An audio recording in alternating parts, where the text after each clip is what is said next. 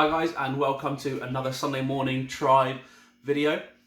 Just a quick update. We've been doing some challenges midweek with our youth groups, and they will all be going up on the Instagram page. So we've been doing some baking, some craft stuff, all sorts. But it all goes up on the Instagram, and occasionally we'll need to be doing some votes as well.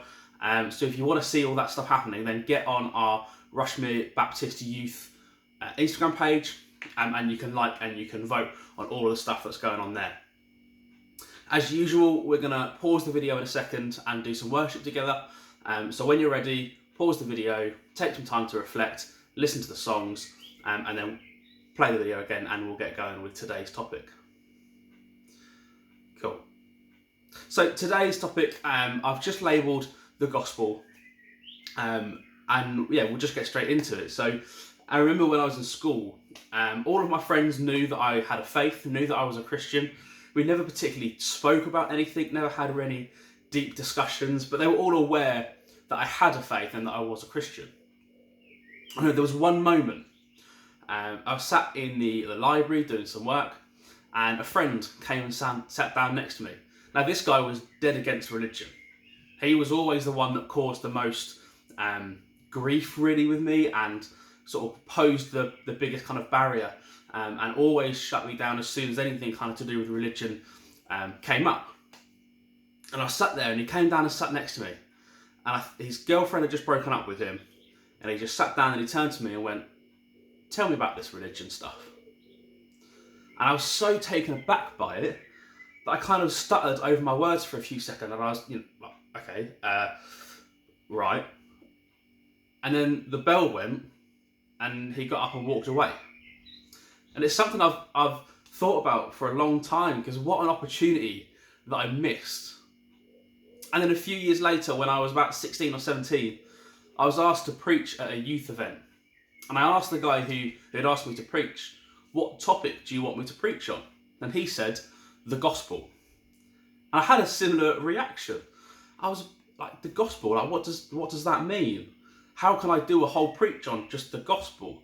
Surely you need a PhD in the culture of Jesus to understand that fully and do a whole preach on it. You need to understand the Jewishness of Jesus. You need to understand the culture around the time. And I think it was very much the same sort of reaction.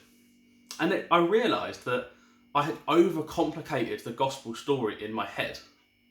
And much like society, we like something fresh and we like something new. And I fell into this trap of always needing to do something fresh and something new.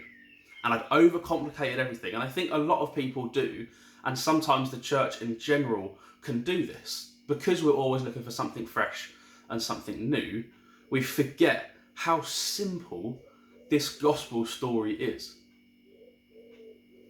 And what I've thought about over the last few years was that moment where my friend sat down next to me and said, "Tell me about this religion stuff." I didn't have an answer. And I felt really challenged by that.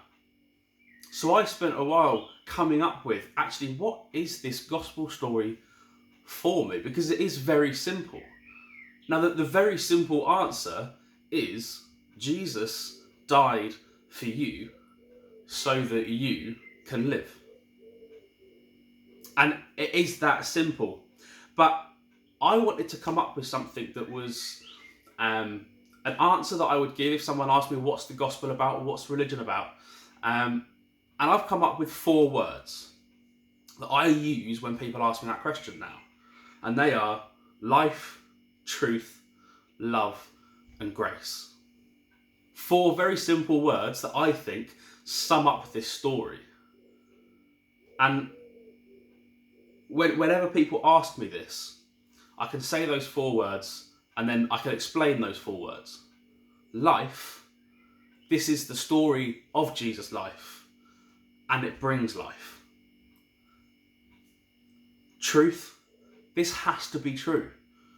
There cannot be any half-truths in this. If some of it's true, it's all true. Love, I mean, it's all about we show love because of the love that Jesus showed us. And then grace, we don't deserve this. This amazing thing that Jesus did. was totally out of love and not out of any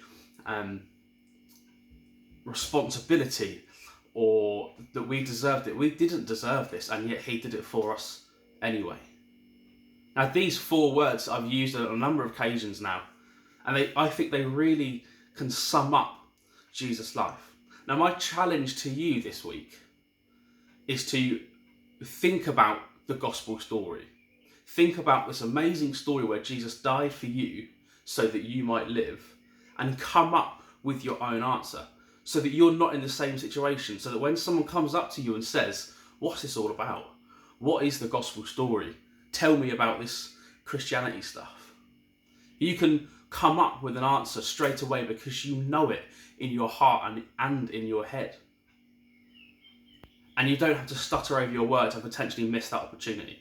So that's my challenge to you this week. And I will be coming back to this kind of topic around the simple gospel in a couple of weeks' time as well. So keep an eye out for that. But that's something I've really been challenged with in the last couple of years and months. So I hope that's benefited you in some way. Thank you very much.